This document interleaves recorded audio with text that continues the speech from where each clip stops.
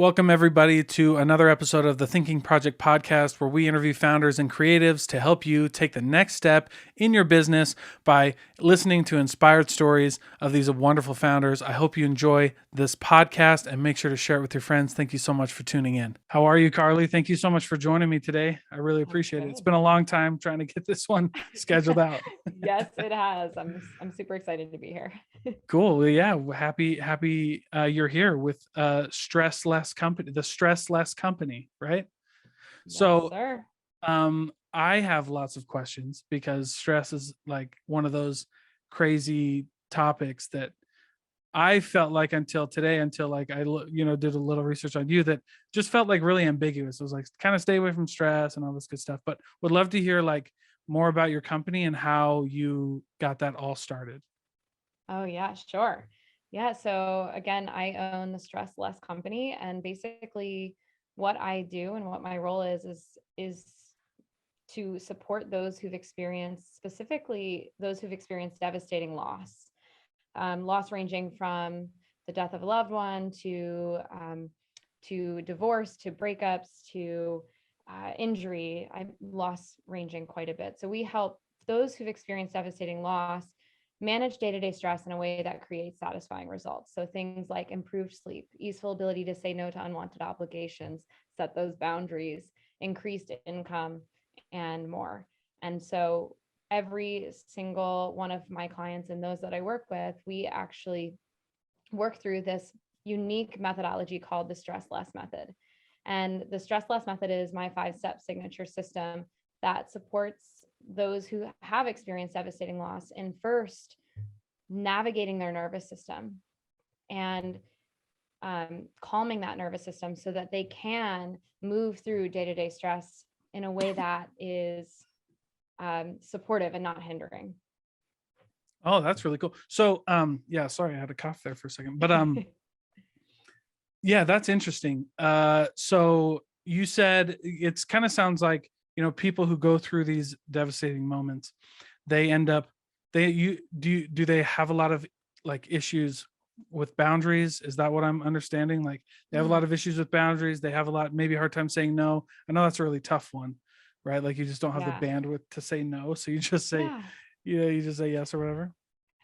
Well, it depends, right? So, like, the thing that I would say about those who've experienced devastating loss is that usually, so each and every one of us have a nervous system. So let me go into explainer mode for context. So we all have this nervous system, and there's two parts. There's the parasympathetic nervous system and the sympathetic nervous system. Basically, that's just a fancy way to say fight, flight, freeze, or faint, and rest and digest. Rest and digest is the part that heals the damage done by the adrenaline, the cortisol that's released in fight, flight, freeze, or faint. So our nervous system is basically an alarm system, if you will. So if you have a home alarm, right, the door opens, so the alarm's triggered. The window opens, the alarm's triggered. Motion is censored, the alarm's triggered, right? And so our nervous system sort of functions in the same way. It really scans, and we really scan our environment for those triggers. And so before we experience devastating loss, perhaps our only trigger is the front door of the home being opened, right? But after we experience that loss and that trauma, if you will, what happens is we become hyper vigilant, we become hyper aware, and our nervous system becomes much more sensitive. And so what before felt like, let's say, 100 emails in your inbox, and you're like, oh, this is so much, but I'll get to it tomorrow. All of a sudden, 100 emails feels debilitating, and it feels like you're being crushed by the weight of day-to-day stress. So another thing that it sounds like you're describing is like anxiety. Well, what's interesting is that the way that I would differentiate between stress and anxiety is that anxiety usually doesn't need a stimulus, if you will. It doesn't need a thing. Whereas stress, there's actually a thing that, for the most part, that is really triggering that response. This belief that I can't handle it. I don't have what it takes. I don't have the resources. Versus anxiety, it can really come from a place of not needing a trigger. Of course, you put stress and anxiety together, and you've got, Yeah. fun little That's a playground whole to, it's a to whole other explore. world, right? Yeah. Yeah. Okay. Okay, that makes sense. Cause like, that's again, it's just like where I'm at with like learning about stress and these things is like, what is the difference between all of these things, right? Because it's just like the waters get really muddy to someone who like me who doesn't know anything about it, right? But that's really cool that you made that difference. How did you start like how did you get to this point? Is this something you always wanted to do, or did it kind of fall in your lap, or walk us through that journey? Mm. Yeah. Is this something I always wanted to do? Well, not since childhood. Okay. Not Okay. since like I didn't come out of my mother's womb and like, yes, I want to own the stress Yeah. less company. Yeah. There were many things on my winding journey. Um, did this fall into my lap? I don't think so. It's something I really had to work for. But the reason that I ended up creating the Stress Less company does actually go back quite a bit into my history, back to when I was about 12 years old. And this is a can of worms, and I guess I should give a bit of a trigger warning, because I'm about to share a little bit of context in terms of my trauma. But when I was about 12 years old, a man was actually murdered in my home, and my mom was shot 3 times. And luckily, by a miracle, basically happened, and my mom ended up surviving. But I ended up struggling for a really long time. Struggled definitely with the symptoms of PTSD, stress, night terrors, jumpiness, anxiety, you name it. I was probably struggling with it. And for the first couple years of after that devastating loss and that trauma, I really kind of was of the mind that I would be the straw that broke the camel's back. So I didn't really share much. I didn't express what was going on to many people in my life. I just kind of, honors student in high school, doing my thing, staying in place, staying in line, being the good person. Um, Yeah. and it came to a breaking point when my night terrors had gotten out of control. They were I remember waking up one night specifically and just shook, and picking up the phone and calling my boyfriend at the time and saying like, I need you here and I need you here now. And the knight in shining armor that he got into his little sports car and he sped down the road, and he, came to save me from myself. And he opened the door and he found me, and I was crying in the stairwell. And I remember saying to him, this was like the breaking point for me. I was like, if this is what sleep is, I never want to sleep again. And I mean, if we know anything about basic human physiology, like that's basically a death wish. Yeah. And so that really became a turning point for me, where I started to open up and ask people for advice. And I would say things like, hey, I'm feeling a little stressed, or I'm feeling a little overwhelmed, or I'm kind of struggling right now. And I would ask people for advice. And Yeah. it was like clockwork. I got the same 5 or so responses every single time. Oh, Mm. hey, Carlee, have you tried therapy? Have you tried yoga, meditation, changing your diet? Like, when's the last time you hit the gym? Yeah. And I was like, okay, do you think I've been living under a rock for the last like 20 years? You're right. Yes, of course. Yeah. Yeah. And Oh, my geez. response was like, of course. Of course Yeah. I've tried those things. And yeah, it was a doozy, but the reality is that stuff, some of that stuff helped, but none of it got me over that hump where I was experiencing that beautiful state of mind I knew was possible. And so, it was, luckily I was a pretty resilient person, still am, and I wasn't willing to accept low grade misery as Hmm. as Hmm. my day-to-day life. And so I took me more than 10 years, but I finally figured out what worked for me. And when I did, it was two kind of conflicting emotions, right? One was like deep relief, and the other was, oh, just fury, just straight up fury. Yeah. Why isn't anybody talking about this? The fact that there is no one size fits all when it comes to stress management, when it comes to mental health, when it comes to all this. And so I threw a temper tantrum for a little bit. Not gonna Okay. lie. Okay. All right. um, and then it hit me basically like a ton of bricks. I was supposed to be the one that was talking about it. And so the Yeah. Stress Less company was born. Oh, wow. Well, that's a beautiful story. And thanks for sharing it, because it just goes to show, like, we all like, and I don't mean to like downplay anything, but because I've felt this way in my life, where you're on the outside, you look good, right? Like everything's Mhm. fine, you're functioning, right? And then, but on the inside, it's Yeah. not like that, right? And I feel like that story resonates with a lot of people, because I'm sure we're not the only ones like that, right? Yeah. Um, so then you create the Stress Less company. You start to develop these methods to like handle it. So what was it like for you coming up with the Stress Less method? What was it like for you, uh, testing that out, or like, what was your journey and like actually putting everything together? Yeah. Well, I mean, I have to be real. When I first started my company, I had no idea what I was doing in terms of business. I tell you that much. Sure, sure. And I Sure. was just, throwing stuff at the wall. What I had known had worked for me, and just exploring.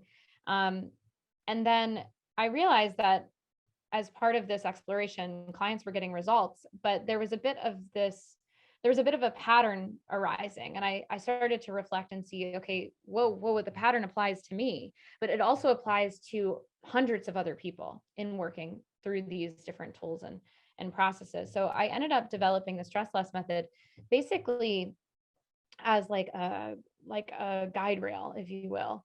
To It's not like meditate and all your problems will go away, right? It's not about the modality or the Right. the the tactics of it, but it's more about, you know laying the groundwork, the foundation, working through these 5 steps to figure out uniquely what you need, what your nervous system needs, what your mind needs, what your body needs, Mhm. what action you need to take to create a different relationship with stress Mhm. and loss moving forward. So what, I mean, I would imagine that as you work with, people in this situation, that there's some resistance there, right? Like, what goes into like, because this is something I would imagine also that like not a lot of people are aware of. So what, I guess my first question is like, how do you approach like teaching people about this, and like kind of helping them like expand their mind into being able to accept some of the things that I'm sure you walk them through? Oh my goodness. Well, I think the first piece is just awareness. Yeah. Like we were talking about earlier, like not knowing exactly, like we all kind of have a conceptual understanding of stress, but not knowing exactly what it is and how it impacts us. I mean, we, especially in the United States, we have this culture where we've been brought up to like, oh, you have emotions, we don't have time for that. Like pick yourself up by the bootstraps, right? Like let's go. Yes, Yeah. yes. And, Of course. and so that's really like impacts us all on such a deep way that oftentimes we can be in a place of denial. And maybe it's not even denial, but just like straight up disconnection. We Mhm. aren't even aware that we're stressed. And I have to tell you, there's so many clients that have come in by pure faith. And after just working the first step of the Stress Less method, they're like, oh my God, like I had no idea how stressed I was. Like the Yeah. relief, like the relief. Um, Oh my goodness. so I think it starts with the awareness piece of like, okay, here's what stress is. If you feel like, first and foremost, if you feel like there's something that you can't handle, you don't have the resources to overcome, you don't know the right people, you don't have the money, you don't have whatever it is, that's an indicator that right now you're experiencing stress. That's Mhm. first and foremost.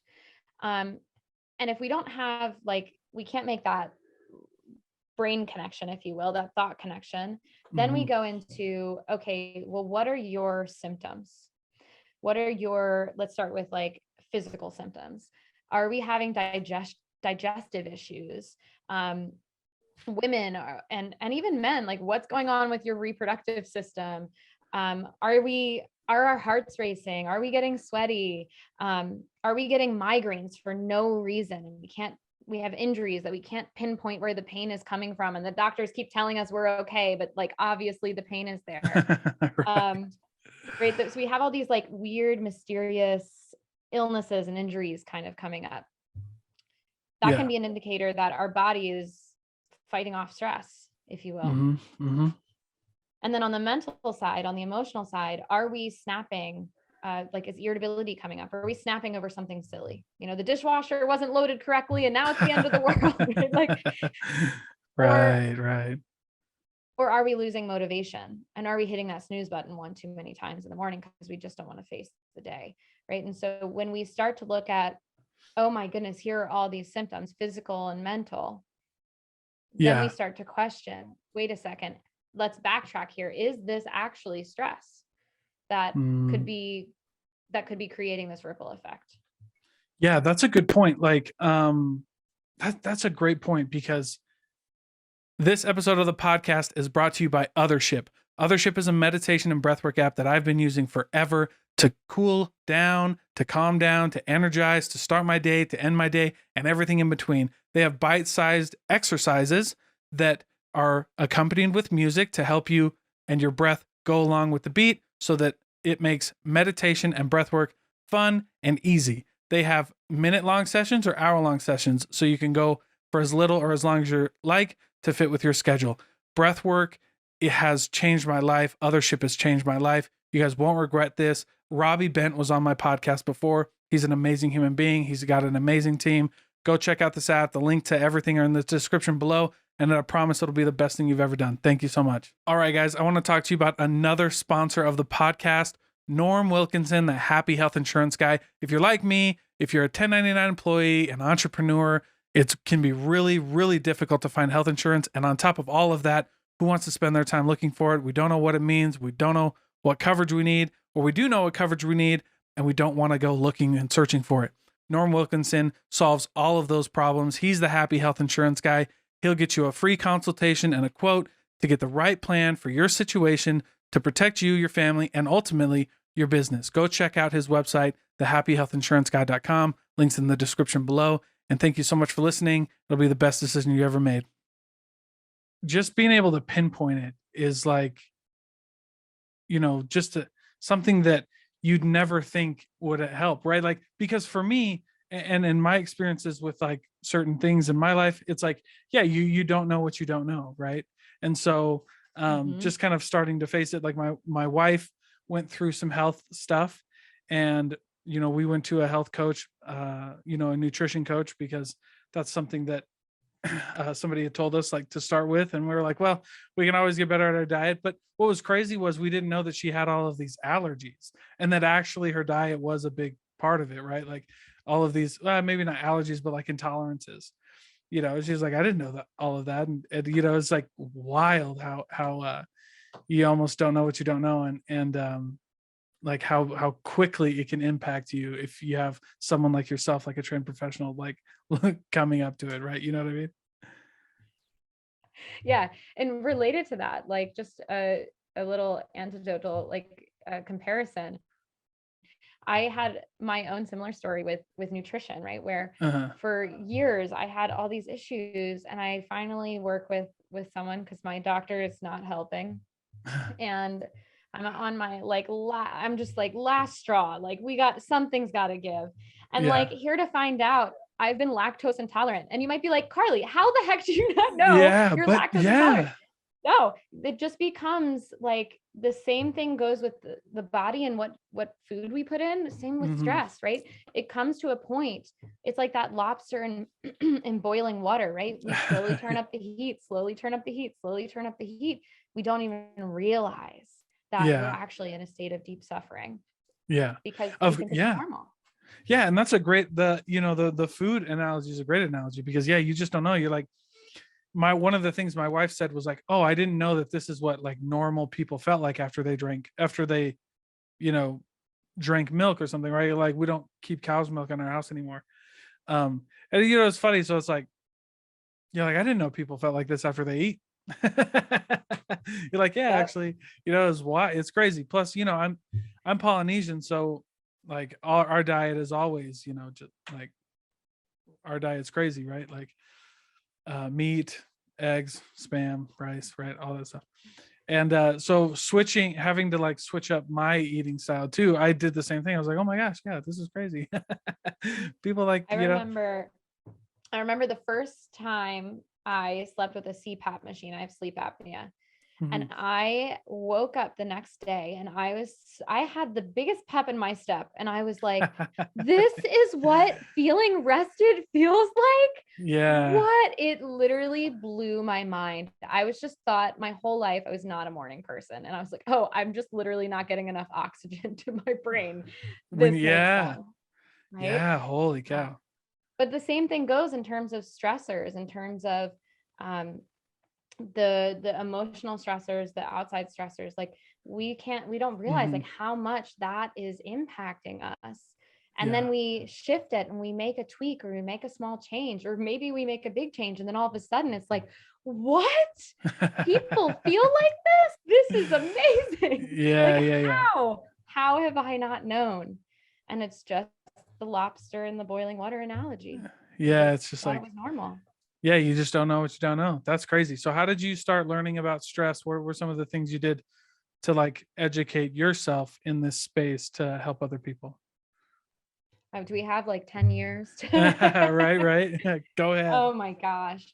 Yeah, I always say like really my background really comes it's a PhD in life experience. Hmm. My experience with stress really started from age 12 and continues to this day. So there was a lot of my journey where I started in your more traditional Hmm. venues, right? So or avenues. So meditation, changing your diet, going to the gym, therapy, religion. I mean, you name it. Tried it. Yeah. So tried it. And so that was like the first part of my journey. And then there was a self-help, phase where it was just like all the books I could possibly read. And then there was my, Yeah. stress management certification, and so it Yeah. was my work is really a culmination of life experience and education in terms of like just being like let all hands on deck, let's figure out this mystery that is the human condition. Yeah. and Oh, yeah. um So and what have you seen? What have you seen to be like, what are some of the more common um like causes of stress? ooh, well, I mean, we could go off the stats here. I think the last time I checked in on the stats was 2019, right before the pandemic hit. But for men, number one stressor is money. No, for men, number one stressor is job pressure. Number two stressor is money. And then I'm going to lose Sure. order here. And then it's relationships, um, health and injury kind of things. Mhm. And for women, it's almost the same, except for money is number one and job pressure is number two. And so Mm. these are the Job things that pressure. Like, oh, like okay, job pressure. like Okay. career, like Yeah, yeah, yeah. Okay. business, whatever's Okay. coming along with how we're making a living, Mm. basically. Interesting. So really it's like those, right? Like so you're saying like health, money, job pressure, pretty universal for like relationships, pretty universal, right? Well, that's like our whole life, man. Yeah, it's just, So it's like just we're everything where you walking, yeah, we're walking stress balls. Like pretty much every part of your life is gonna cause you stress. That's crazy. So all right, you pinpoint that. You like these are the main stressors. These are what you do. So what's the first step of like managing stress? And by the way, I guess okay, I'm going to table that question for now because one of okay. the things I've always thought it was interesting to debate um, is this idea. I've heard people say like good stress and bad stress, right? Ooh, So yeah. whenever I hear bad stress, I don't think that stress is the word, right? My word that I would use is like urgency, right? Like we all need like a Mm. sense of urgency in life. Like, hey, right? Like I could die tomorrow, so like, how is that going to affect how I handle this situation right now? Like, probably not going to be a douche, right? Like, I'm probably going to be a dicer, right? Like, you know what I mean? I don't know. Depends on the person. They're like, I'm gonna die Sure, sure, sure, tomorrow. Let sure. me be a douche. Yeah, yeah, yeah. Okay, yeah. And but Yeah. that's like, you know what I mean? But that's like, that wouldn't be stress to me. That would be like urgency. Like I'm building a new company right now Yeah. in my life. And it's like, Yeah. I'm not stressed about it, but there is like urgency. Like I can't sit around and do nothing all day. Yeah, I think the difference between bad stress and good stress, and there's actually the way you define them is distress versus eustress. Okay. Yeah. I think when you go like when you talk about, oh yeah, distress and eustress, is like, is it, in my mind is like, is that what you're putting on yourself, or like, are Yeah, you well, unnecessarily eustress, putting stress on yourself? yeah, well, I mean, eustress actually stems from the word euphoria, right? So like Okay. euphoric stress, good stress. Yeah. Okay. I hear you. Um, Euphoria. That's a wild one, right? Like good stress, bad stress. I don't know. Good stress. I Well, don't I know. love that you brought it forward because most people are like stress bad, like it's Yeah. just Yeah. Right. there's so many negative connotations, but Right. their eustress really is associated with things that we consider good, right? Like having a kid or getting married or graduating, or I don't know, it depends on who you are, getting divorced. Like, Sure. you know, Sure. Sure. Sure. those things Oh, I see what are you're saying. right. They're There. incredibly, Okay. yeah, they're incredibly Okay. stressful, Okay. but we view them as good. Yeah. But the Okay. thing is, the only difference, and then distress, we view it as bad, right? Hmm. Whatever it is. Yeah. So Okay. the only difference between those two things is our perception of it. And so the formula Mm, that I really love to share, just to simplify it, is that stress equals the thing plus the perception of the thing, all right. Okay. right? So if we view it as good, we may not activate the nervous system in that way. If we view it as bad, then all those crazy symptoms that we were talking about earlier, they're bound to come our way, Hmm. especially if we stay in fight, flight, freeze, or faint longer than we're physically meant to stay, Hmm. longer than Yeah. 24 to 48 hours. Well, that's interesting that you bring up perception, right? Because my favorite, um, like little background about me, like I love religion, but I love philosophy a little more. And right then there's a difference between the two. But the philosophy that I love, that I resonate with the most, is kind of making a comeback, but I found it before it was cool. So that's my claim to fame. Is Stoicism, right? And I'm Mm. sure you're familiar, but but it's like, yeah, the whole idea of but one of the main tenets of Stoicism is like changing how you perceive things, Yeah. like, and so that's interesting. So if we're in a stressful situation, right, and we're like, I'm married, but like, let's say, we're a few years down the road and my daughter's getting married, my son's getting married or whatever, right? Like that could be stressful, but you're saying like we perceive that as good, so we don't suffer the same symptoms, or like we don't experience the same symptoms, or Yeah, we still activate. There's a part of the body that's still activated. yeah. But a lot of the negative symptoms that we would experience if we were to view it as bad don't occur. There's a really Okay. beautiful TED talk. Oh, I wish I remembered the woman's name. She talks about the difference between good stress and bad stress, and she Mm. shares how like one of her biggest regrets in her entire career is how she would always tell her clients that their stress was a bad thing, because simply shifting from a perspective of this is bad to this is here to serve me, or it's here to let me grow, or whatever. I'm Interesting. supposed to Yeah. learn something. It actually prevents like some of the more serious symptoms like cardiovascular disease, heart attacks, strokes, things like that. Mm. Perception is incredibly powerful in activating or Wow. deactivating parts of the nervous system and parts of the body. That's interesting, because that makes a lot of sense, right? Like one of the big stories in like modern stoicism would be like, I think it was, who was it? Like Thomas Edison or someone like that ran outside and found like their whole house burning down. And like as he was watching the flames, the story goes like he just called his whole family outside and like, hey, look at this crazy thing that's happening. And they're all like, all right, what are you talking about? Oh no, it wasn't their house. I think it was like his workstation. Like all of his like life's work was up in flames. And he's like, look how beautiful this fire is. And then they're like, why aren't you freaking out? And he goes, You're like, you're well, insane. yeah. And he goes, well, I'll be back at it tomorrow, kind of thing. Like just his view of it. And okay, so let me preface that with like, or let me backtrack and say like, that's an extreme Yeah, situation. definitely. And he was like a different kind of human being, but the idea, but that kind of that came to my mind when you were talking about these things. And so how do you kind of coach people through changing their perception, because I know for a fact that that's not easy, right? Like that Yeah. is probably one of the most difficult things for you. Yeah. It's such an interesting question. And you're gonna have to ask it again, but because I'm gonna forget it, but I want to give context before Okay, I deal. answer All it. right. Um, so the first thing that I do with clients, the very first step of the stress less method is to manage your energy. And that's just a woo-woo Mm, way of saying manage your nervous system. sure. And one of the ways that I teach my clients to do that is I teach them this 4-step process on how to become emotionally sober. Mm, And what that means there you is go. I teach them how to be present with their emotions and not try to fix it, not try to change it, not try to sweep them, numb it, avoid it, whatever.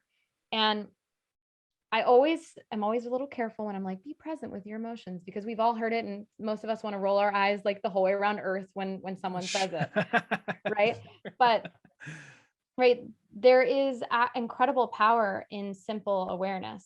Yeah. Right. So one of the first things that we do is we have simple awareness of the emotions, because again, like I said earlier, many of us are raised in cultures where we don't have time for emotions. We're told to pick ourselves up by the bootstraps. And so we aren't practiced in actually Mhm, listening to the thoughts and the mhm, feelings and the bodily sensations that are coming up from moment to moment to moment.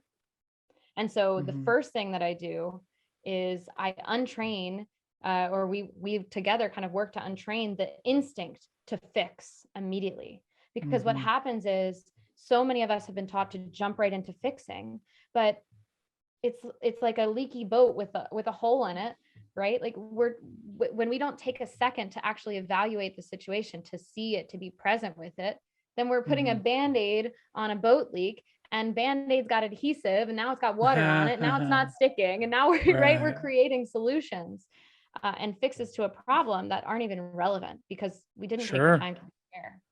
Yeah, I heard Mike Posner say once, I think he was on a podcast with Tom Bilyeu, but he was like, said that he had this experience, and he heard a quote that said, how many of man's problems arise out of not being able to sit in a room alone with themselves.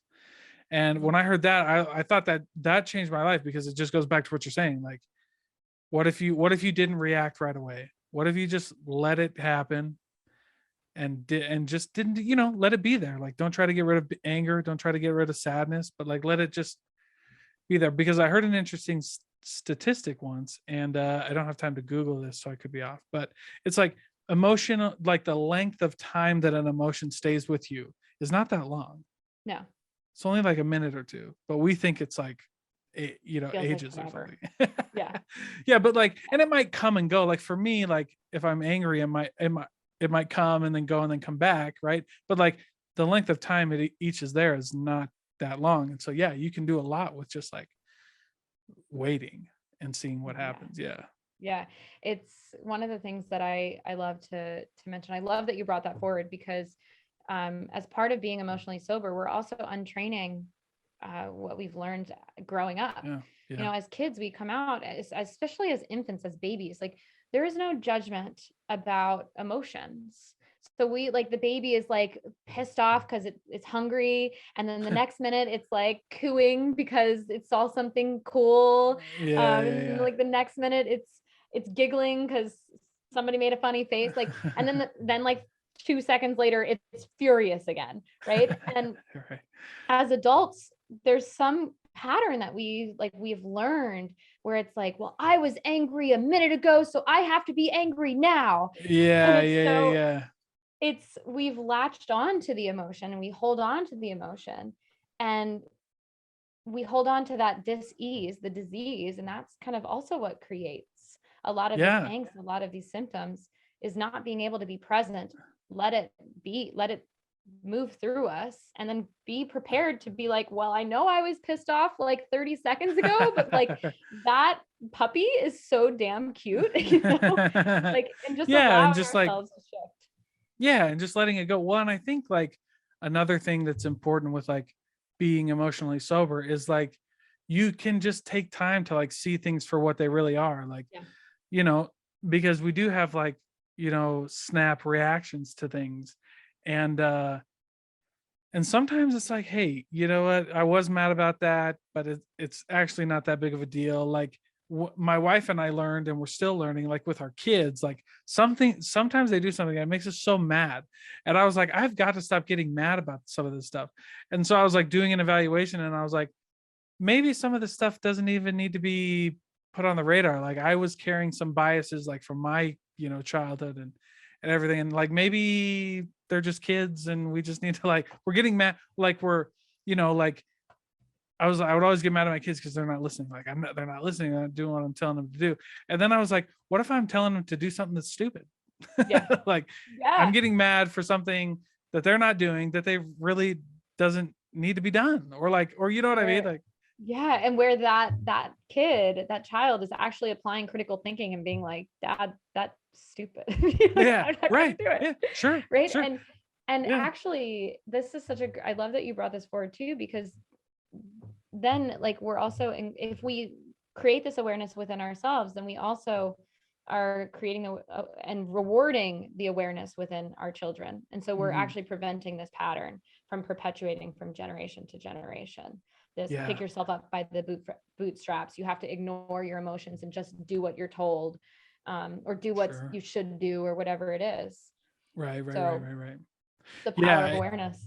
yeah, it really is. And it's kind of one of those things that's like that's a pretty hard pill to swallow, especially as a dad, you just like you try to like lay down the law. But then, I just realized like, you just have kids are their own human beings. Like I didn't understand when people said like, I didn't understand fully what people said when they were like, oh, my kid is so different. Like they're not like me at all. I don't know where you came from. Right. And I was like, Yeah. that's weird. Right. They're just exaggerating until I had my daughter. And I don't, you know what I mean? Like, I don't know. You're like, who are you? Where Yeah. I did go, you I don't know come from? what, You don't I don't have know my what to do, genes. man. Right. Right. Right. She's like an artist and she's really pretty. And, she's like, I'm like, I am none of that. So you got it from your mom or you are just an anomaly. But no, it's a beautiful thing. Like, it's great, and we try to do that, you know, um, with her and my son. But it's just funny because, yeah, I just had to had to have those tough conversations with myself, right? And then be Yeah. emotionally sober because I had to forgive myself, like, hey, it's okay to actually be wrong. Yeah. That's so, But, and it's so difficult because we're trained. Like there's so much of the yeah, work that I'm doing with my clients, and the work that I do in terms of education, like on this, yeah, on your show, right, is unwiring these stories that we've been handed yeah, down and we've never questioned, right? Like the yeah, story that we have to be right because it's not safe to be wrong. yeah. Especially as a parent, like, hey, you know what? I might be wrong, but you're gonna do it anyway. It's like, no. How about we just like treat our kids like actual human beings and just say, hey, dad. Yeah, and I do that with my, hey, dad was wrong this time. And does that come with the risk of, dad, you were wrong last time, what if you're wrong this time? Well, that's Yeah. happened, but it's also like, yeah, well, we don't have enough info to know if I'm right or wrong, so why don't we keep doing it, and then if I'm wrong, I'll change my mind. You know what I mean? Yes. I think that's Yeah. just people are like just like this ego thing, and I don't know, like there's a right way as a parent to be able to tell your kids like, hey, that was dumb, I'm dad messed up, my bad, guys. Well, there are many right ways, more than Yeah, one. yeah, yeah, Yeah. yeah, exactly. And Yeah. it's just Well, like, I was right. gonna say, yeah, it's so interesting. There's so much self-judgment. And I think that it reminds me, I'm so proud of myself. I remembered your question, which Oh, is how do we good. shift perception? Yeah. Um, which is, so if we get through step one, which is to manage your energy, manage the nervous system, there's two parts. There's the emotional sobriety, and then there's some physical stuff that I work on with them because that Mhm. creates anxiety. And we want to address that before we go further. The second step that we do is to identify your blocks. And so I think you made a comment earlier where you said like, okay, we identify the stressor and then we know what we got to do. It's not necessarily the case. So step two is really to say, okay, let's create an inventory. What is everything Mhm. that's got you out of away and further away from the beautiful state of mind that you want to be in? What's got you pissed off? What's got you angry? What's got you stressed? What's got you overwhelmed? What's got you sad? What's got you despondent? Whatever. And we look at all of these stressors and we go through this process to identify what the actual block is. what are the ways in which we've created more suffering for ourselves? And Yeah. sometimes, Yeah. yeah. And so what comes up as part of that is that there needs to be a shift in perception. Yeah.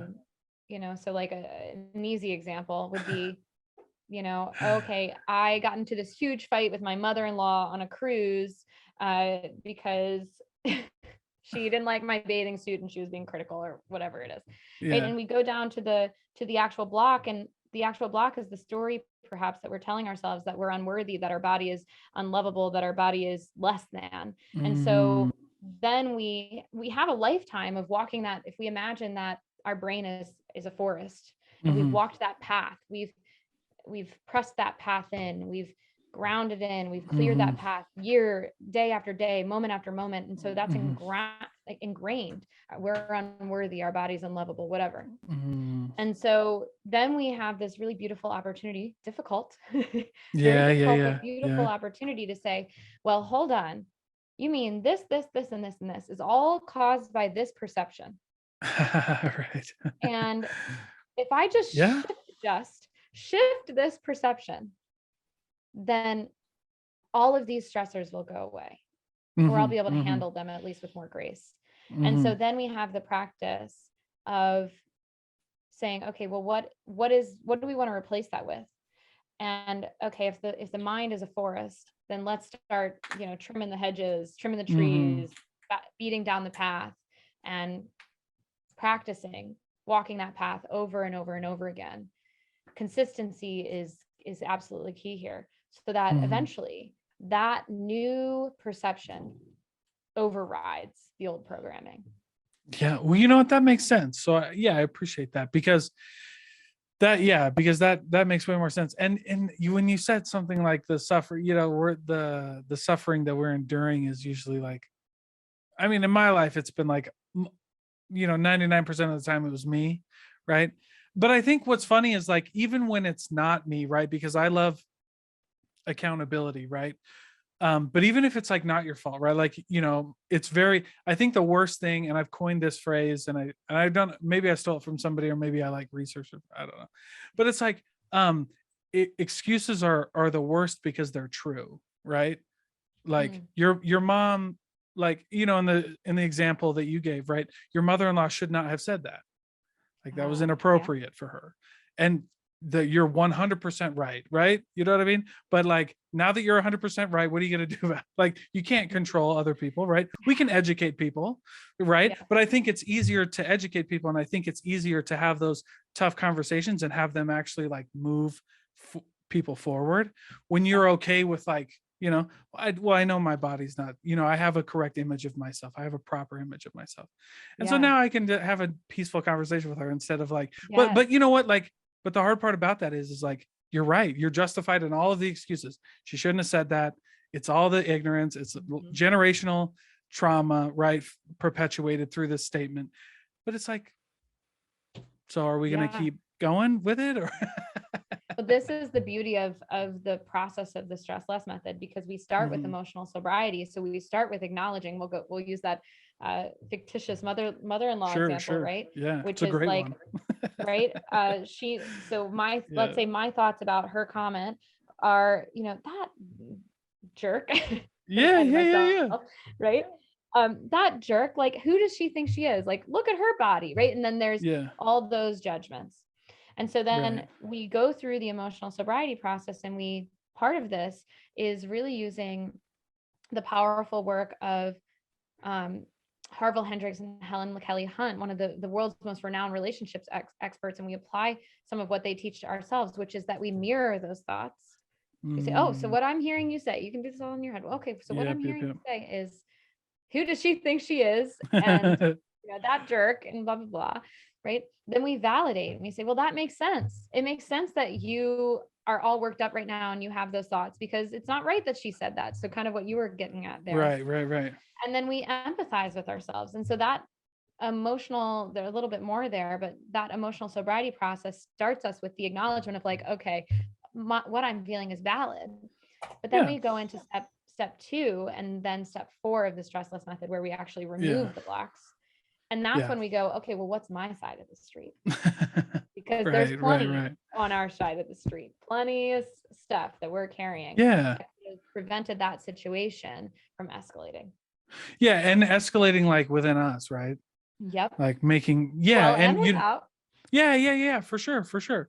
Because there's that, yeah, I love that you keep bringing up the story that we tell ourselves. One of my favorite, like, it's like a Buddhist Zen story, but it's the story of the arrow, like the guy who gets shot with an arrow, and he gets shot with an arrow, and he ends up like getting hurt, and he's on the ground, and his family is trying to like save him, and like they're like, you need to go to a doctor, right? And he's like, not until someone tells me why I got shot with an arrow, or and who shot me with an Yes. arrow, right? Yes. And he's like, no, but like, listen, like, yes, we'll give you, but like, you need to go, we need to save you, and he won't do it until he finds out why and who, and then he ends up dying, right? It's kind of like the story of like, does it really matter right now, or can we like fix ourselves so that then we can address it, and then we can set appropriate boundaries, we can Yeah. we can find out what happened, we can avoid it, we can talk about it, we can prevent it from happening again, Yes. whether that's doing all the things, but like eventually, like, but at first you gotta like Yeah. Well, it's interesting, like that story, and I've never applied it to the method. So this is really interesting. Like that guy, yeah,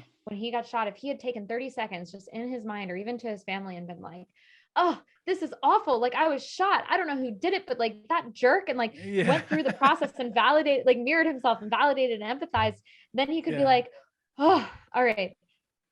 Okay, get this yeah, arrow out of me. Like, then we'll get yeah, to the there's deep work, yeah, which is like, how do we prevent getting shot with an arrow next time? yeah, yeah, yeah, yeah, right. And it's like this, but it's like the story that we tell ourselves, right? Like you can either tell yourself the truth, which is like, I got shot with an arrow and I need to get this figured out, right?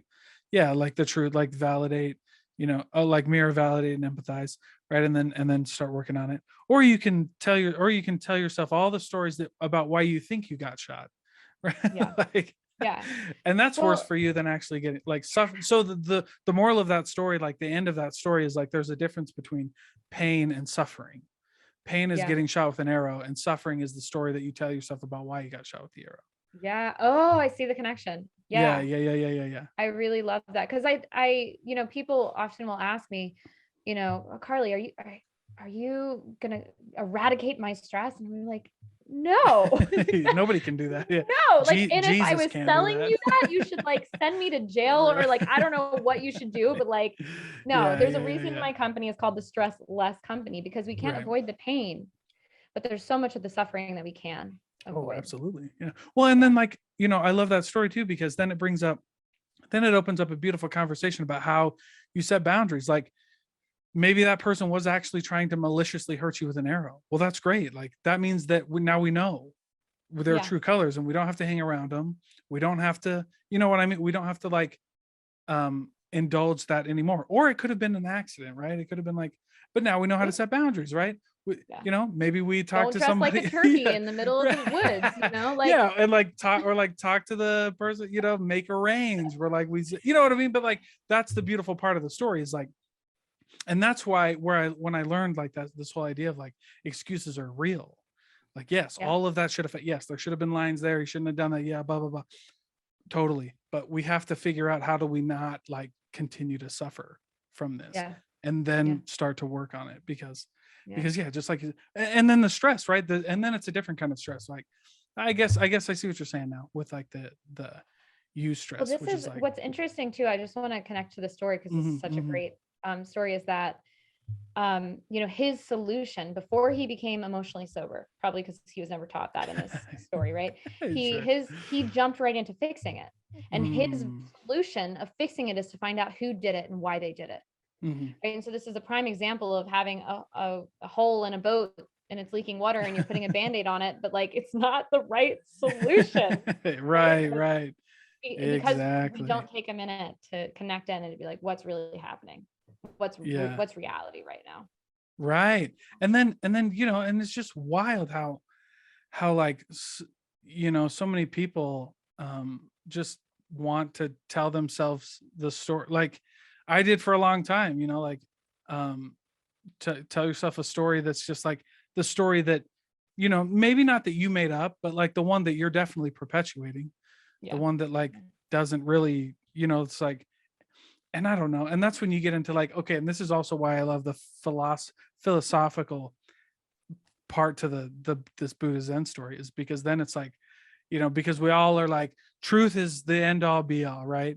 And you're like, and then this story kind of points out that like maybe it's not, right? Because maybe the truth is that he actually wanted to kill you. Yeah. Like that, and that's the truth, right? Yeah. Okay, but here's the problem with that. Now we're going to tell ourselves all the stories about why he thought we needed to die, and all these things. So does the truth like matter in that case? Well, Probably not. and we could shift that. This is where we could get really philosophical, right? And be like, Heck yeah, all right. self-truth, right? Like then Sure. we flip the script and then we're back at emotional sobriety and managing our nervous system. And Yeah. this is what I love about philosophy is you can Yeah, you can go choose every, to and there's no right or yeah. wrong answer. That's also Yeah. why I have a problem with philosophy, because I have because my bachelor, my undergrad, and my graduate degrees are in finance and accounting, and there are wrong. You are either right or There you're are wrong wrong, right? answers. Yeah. Yeah. You're like 2 + 2 is not 5, it's 4, and it's because that's how life works, right? Like, you know what I mean? Gosh, I would And so love it's like, to explore that, like philosophy meets finance. What? yeah. I mean, I definitely have had to like, I've had lots of problems. And then, and then my philosophy comes out in like my MBA papers or something like that. They're like, no, that's not right. And I'm like, okay, you're right though. Like who decided? I feel like my inner Yeah. philosophy child would be like, who decided 2 is 2 and Yeah. 4 is Oh, 4 and 5 is 5, right? And then we're just yeah. Yeah. in a So black one of my hole. favorite, yeah. So like I'm an accountant. Okay, I take that back. My bachelor's is in accounting. My MBA is in finance. And what's funny is like the first joke you hear in as an accountant is like, so somebody, there's a boy who asks an accountant, an engineer, and so oh my gosh, a mathematician, an engineer, and an accountant, all the same question. The question is 2 + 2. What is 2 + 2, right? And so they ask the mathematician, he says 4. The engineer, is asked what's 2 + 2. The engineer says 2 of what plus 2 of what, right? And then you ask the accountant what's 2 + 2, and the accountant says, what do you want it to be? Right. So it's like this satire on like, like a tax account, right? Like, how much do I Yes. owe? Well, how much do you want to owe? Oh uh, my gosh, yeah. How can but yeah, we and then yeah. the engineers, right? Because yeah, I mean, I've actually said that to engineers, and it's funny because they're like, oh yeah, that's true, because like, it might not, there's so many other things you need to ask in that Yeah. question. But it was just funny. Yeah, it's just funny how like, yeah, you can spin that button. You can spin anything a specific way. And that's what's fun. I should have been on like a debate team in high school and college because those Those those are little great. nuances are fascinating to me. Yeah, and it's like, and it's in the details, right? And it's not like, I think I did a debate team once, and it was only one time, and I was debating on whether or not breakfast was good for you or not. Ooh. And I won because my position in the debate was not that breakfast was bad for you, but the food that you chose to eat was bad for you. So you might as eating no breakfast would be better for you than eating the sugar cereals for breakfast. What did I recently saw? I Yeah. recently saw someone speak and he shared that one of the things that he was a professor at some point, and one of the things that he did with his students was would ask them what they believed, Mhm. like political beliefs, moral beliefs, whatever. Sure. And then he Yeah. would, I'm sure there's more context here, but then he would ask them to write a paper um, on like arguing the opposite of that belief. So before he Cool. asked them to do that, he would say, okay, like rate your political beliefs, your moral beliefs, like out of all these things. Okay, what do you believe? Write a counter argument for that. And then he would later rate their beliefs after they would write this counter argument. And it was very interesting to see how they believe that nothing changed, but actually having done the research and done that counter argument, it actually did shift their perception and their stance on Yes. the issue. Yeah. I Yeah. mean, like, okay, so there was an old video back when like TikTok was brand new and like IG Reels. But anyway, and it was during the election, right? And so I like I'm very politically like, like I don't side with either side. Anyway, That's a different topic. That's So a different before you discussion. guys go reading into what is the Right, best right, thing right, to right, say. right, right. So anyway, but there's this guy, he gets on, it's in the election, and the caption pops up on the screen and he says, my answer when people ask me why I'm not Republican or Democrat, and it's him. And then he like spins around and you see like his whole library, right? And he's like, and that was it, right? He's like, my answer would, when people ask me it, it's like the whole point was like, because the more you learn, the more you realize like the truth is really in the middle. Like we are polarizing things that really don't need to be polarized, that like, and we're back to philosophy. It's just funny that we can go off these tangents on this podcast. That's why I love doing it this way. But like two things can be true at the same time, and that's part of like emotional sobriety, right? Like Yeah. he was wrong and you do need to fix yourself. Like Yeah. those two things are They were mutually not wrong, and you exclusive. created more suffering for yourself, and they equal weight Yeah, here. yeah. Let them work. Like this is like Yeah, my dream would be to have, if every one of us could just not even learn how to remove the blocks. If Right. every one of us could just learn to be emotionally sober, Mhm. then every one of us would know who we are in all of our glory, but also who we are with all of our flaws.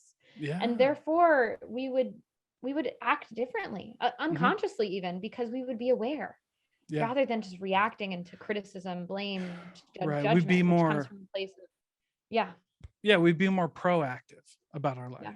We'd Yeah. be more intentional. No, I totally agree with you. Yeah, that's absolutely true. But yeah, mutual, like they're not exclusive, right? Like I can be on the right path and still be learning, right? Like I can be, I can be all of these things and none of these things. Yeah, there you go again. But that's why I love the whole conversation, because like philosophy does, philosophy's, the difference between philosophy and religion is philosophy is only true when you live it. Right, you know what I'm saying?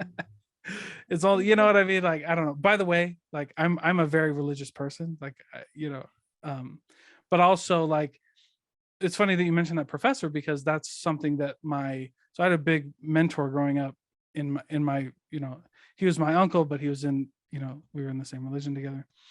And, but he made me question everything. It was crazy. I learned something in Sunday school and he's like, do you actually believe that? And well, yeah, why wouldn't I? And then he'd be like, well, here's why. But he wouldn't make me learn it myself. He'd just like break me down.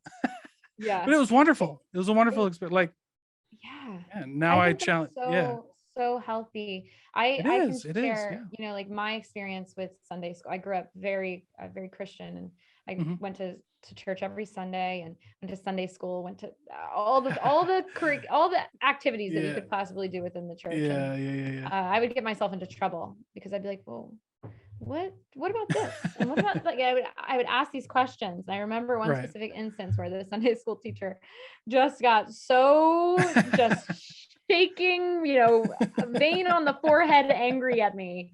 Because I had asked, Oh, like, no. what does that mean? And why would Jesus Yeah. say that? I'm like, Yeah. don't question Jesus. But Right. but What?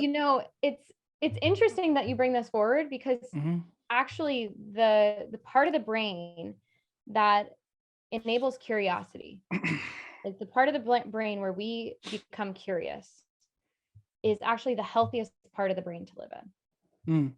Yeah. I think, yeah, no, you're totally right there. And I still do that today, where I piss people off in my church. I think it's why I was put in my specific religion, is to make people mad and question themselves. Because it's like, you can't live life like that. You know what I mean? You can't live like, and I go back to things are true. Like, I was just in a recent, I didn't think it was an argument, but they might have thought it was an argument, but it was a discussion about something in the Bible. And I was like, because I was like, most people, so like Job, I'm sure you're familiar with that, right? Like the book of Job. So like most biblical scholars don't believe that that was an actual like person, that it was more of like an allegory and like an actual, like just a story to like teach us about things, that, and we could have creative freedom with the allegory. So like, and okay. And then I'll say this, right? Like, my actual belief behind all of that is that I don't think it matters. Like, it doesn't really matter. But like, I had brought this forward that was like, most people don't actually think that that was real. They actually think because they took all these liberties with it, that they were able to put experiences in that story that allow us to like expand our experience and relate in a different way. And the Bible was written in Hebrew, and that's a very symbolic language. it's not like America or the Western, part of the world, which is very engineered, right? Like 2 + 2 is 4. And if you put too much weight on that, it'll break, right? Exactly. Like it's very Eastern, like very different. And yeah, they were getting pissed off at me. I was like, whoa, hold on. Like two can be Well, true, right? this is like seriously the power of a couple things, but specific, like the power, I like can't, like everything we're talking about, I'm like, this is the power of emotional sobriety. This is the Right, power of right. like step number 2, identify your blocks. Step number 4, remove your blocks, because then we're able to engage in, first of all, we're able to be more curious, but Yeah. we're able to have these difficult conversations and not get triggered. Yeah, not get all fear, like, ooh, Yeah, not get all I was worked just up. like, I was like, And it's, because I when was we like, create, chill, dude. right? Because when we're all worked up, we put negativity in the space between us and the other person. And then that other person feels the negativity and then they put their walls up. And then it's just like we're just two Yeah, walls like waddling yeah, around yeah. trying to like smacking each other. And it's just what's the Right. point? Right? Yeah, Because we're no, not I actually I authentic. agree.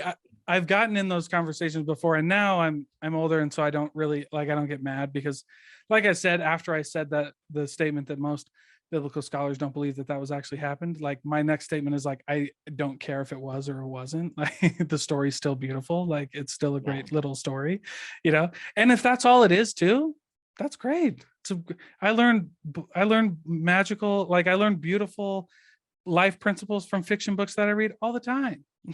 Like, you know what I mean? Like it doesn't matter. And I don't think it can. I don't know. And by the way, also it could be blowing smoke. Also, it could have actually happened, and I'm gonna eat all my words if You'll find out we later. get yeah, exactly. I guess we'll find out. Like, Right. But hey, anyway, but like yeah. I've gotten just used to that where it's like, okay, all right, if you're getting this worked up, like I guess we really can't talk about it. So you're right. That's cool. Yeah. One of the things that I'll mention, and I'm sure we've got to wrap up. I feel like we could Sure, talk sure, sure. forever, Sure. but is one of the things that processes that I teach my clients is this thing called safe conversations. It's a dialogue process. Mm, And it actually enables us to connect so that we can communicate. mm, Meaning like we can have differing opinions, we can have these blocks, we can have these triggers, but we can still communicate and hear each mhm. other. And so this is just something that comes up as part of my work with clients, because relationships, like not just relationships, but I mean, relationships are everywhere, and what's going on in life is everywhere. And so who are we if we can't communicate, even if we haven't done the work? Right.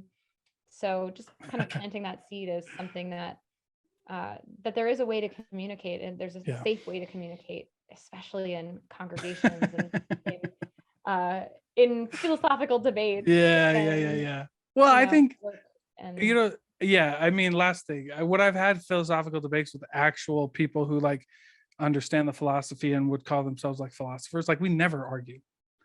We always explore. You know what because I there's mean? too Like, much curiosity in the space. yeah, yeah, we're like, oh, really? That's interesting. And then we bring a point, and then it's like an actual like, and then you know what? We end up in the conversation like not agreeing, but it's a beautiful, it's still wonderful. So anyway, yes, you've been more than gracious with your time, Carlee. I really appreciate you being here. Before you go, tell everybody where they can find you, your websites, anything else you want to promote. Of course, of course. So, well, where do I start? Well, first is I'd love to offer a free audio training, a free meditation and audio training. It's something that I taught to an actual training that I taught to my clients. So if you're interested in digging a little bit more into this, if you're listening in, I'd invite you to download that. You can go to stresslessco.com/energy, and you'll learn more about why managing your energy, aka managing your nervous system, is so, so, so important. And then the second thing that I would offer is the opportunity to apply for a complimentary discovery call with me. This is not for everyone. This is for those who know that they want change more than anything. They want to heal their relationship with stress. And so you can go to stresslessco.com/apply. And should it be a good fit, a member of my team will be in touch within 24 to 48 business hours. And then, Sweet. yeah, otherwise I'm pretty much everywhere at the Stress Less Co. Cool. Well, awesome. Thank you so much, Carlee. Thanks for being on. Of course. Thank you for having me.